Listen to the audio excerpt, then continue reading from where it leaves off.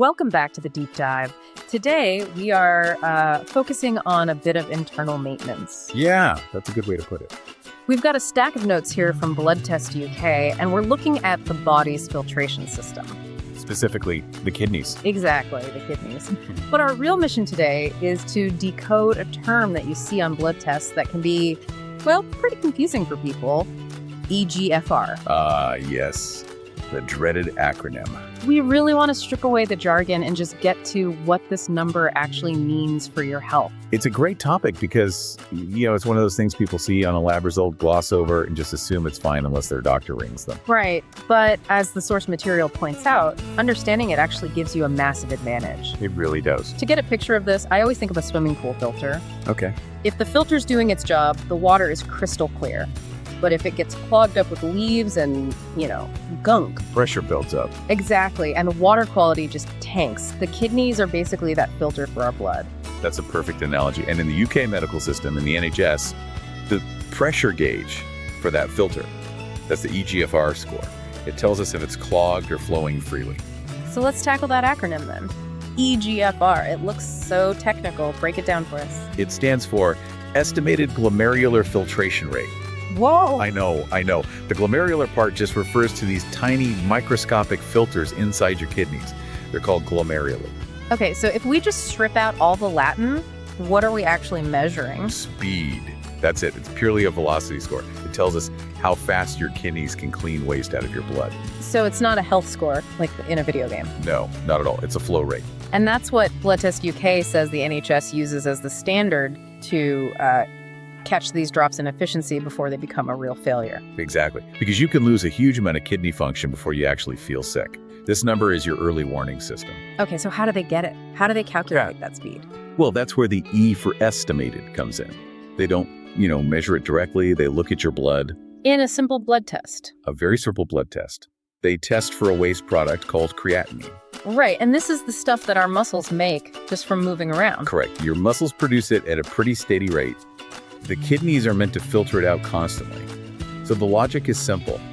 If there's too much creatinine in your blood, then the filter must be running slow. You've got it. High waste in the blood means a low filtration speed. So what's the number? What's the threshold where we should, pay attention? In British healthcare, the benchmark is 60. Anything above 60 is generally considered fine. If it drops below that, it suggests the filter is struggling a bit. But this is where the estimated part gets a bit tricky, isn't it? Because if I'm dehydrated, for example. You've hit on the biggest variable, yes. My blood is more concentrated, so the waste looks higher, even if my kidneys are fine. Absolutely. Dehydration can properly tank your score. If you haven't drunk enough water before the test, you might get a low score, even if you're perfectly healthy. And the notes on body composition were interesting too. Muscle mass can skew it. It does.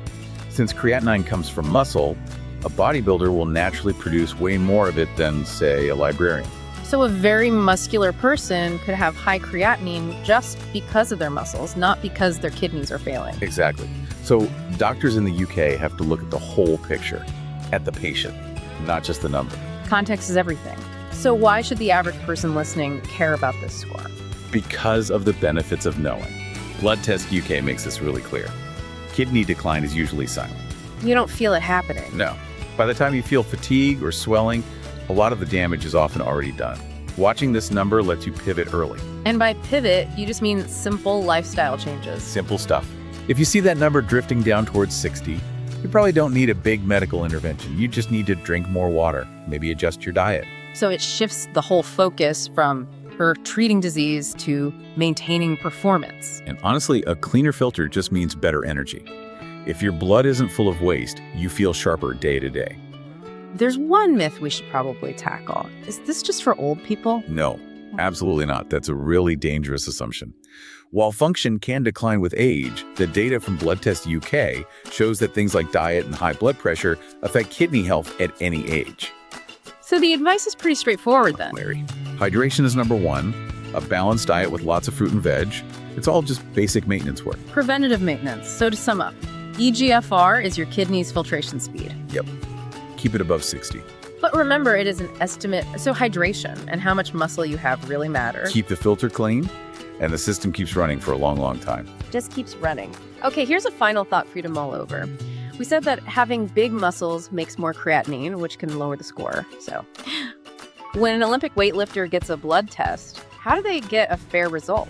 Do they have to use a completely different formula to prove their kidneys are actually healthy? Something to think about. Thanks for listening.